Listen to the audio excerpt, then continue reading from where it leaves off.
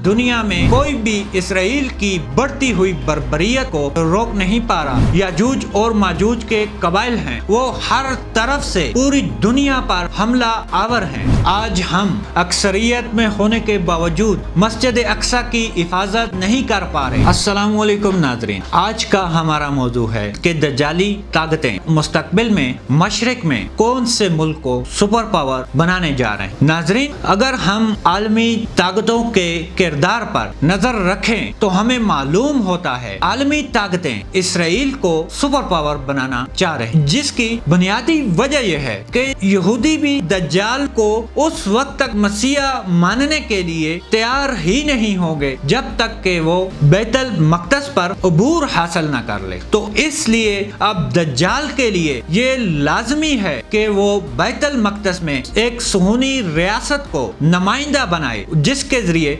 दुनिया पर one world government ला सकें, जैसे कि उन्होंने अमेरिका यूएनओ के जरिए पूरी दुनिया के ममालिकों को एक प्लेटफॉर्म पर इकट्ठा करते आए हैं। तो इसी तरह वो अब दुनिया में एक ही आलमी हुकूमत लाना चाहते हैं और वो दुनिया पर 70% से ज्यादा कंट्रोल हासिल कर चुके हैं। जैसे कि हम सब जानते हैं, पाकिस्तान ने अभी तक इसराइल को तस्लीम नहीं किया, मगर पाकिस्तान में आलमी ताल्लुकात और मईशत के बचाव के लिए इसराइली प्रोडक्ट को मार्केट में लाया गया है कि इसराइल सिर्फ एक रियासत नहीं बल्कि उसके पीछे पूरा आलमी दज्जाली निजाम है, जिसे आपने दुनिया के रहनुमाओं से न्यू वर्ल्ड ऑर्डर के नाम से सुना होगा। इस वक्त आलमी दज्जाली ताकतें दुनिया पर दज्जाली निजाम को लाना चाहते हैं, जिसके जरिए वो दुनिया पर मुकम्मल तौर पर कंट्रोल हासिल कर सकें। तो यानी कि अब देखें कि आलमी ताकतों ने जो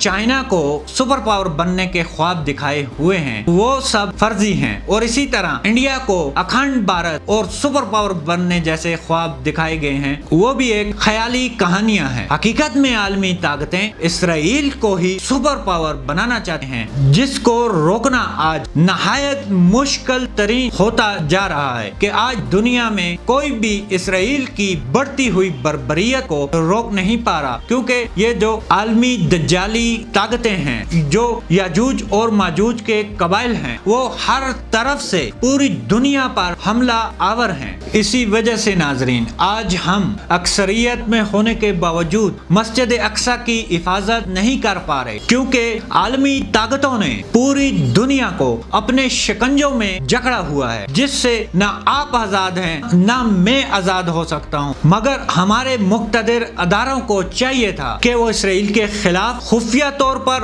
और ज़ाहिरी सतह पर भरपूर तौर पर हर इक़दाम करते, क्योंकि मुसलमान ममालिकों में पाकिस्तान ही वो वाहिद मुल्क है जो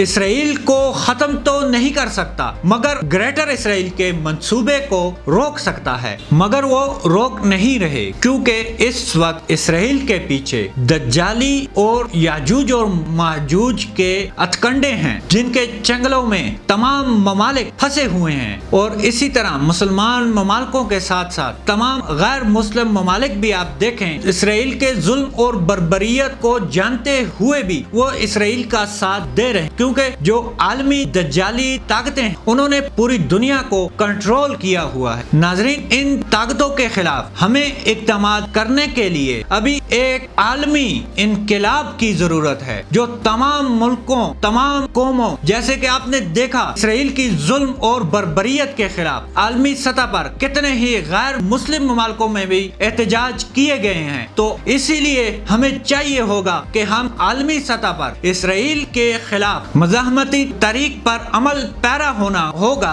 जो आलमी ताकतों को जो इसराइल से ला तहल्लुक होने पर मजबूर कर सकता है। वरना आपने देख लिया कि इसराइल के खिलाफ कोई भी मुल्क जंग नहीं कर पा रहा। इसलिए हमें अवाम को चाहिए सियासी शऊर से आशना करें, ताकि एक ऐसी इनकलाबी लहर पैदा हो जो आलमी ताकतों और उनके ममालिक को इसराइल की जुल्म और बर्बरियत को रोकने पर मजबूर कर सकें।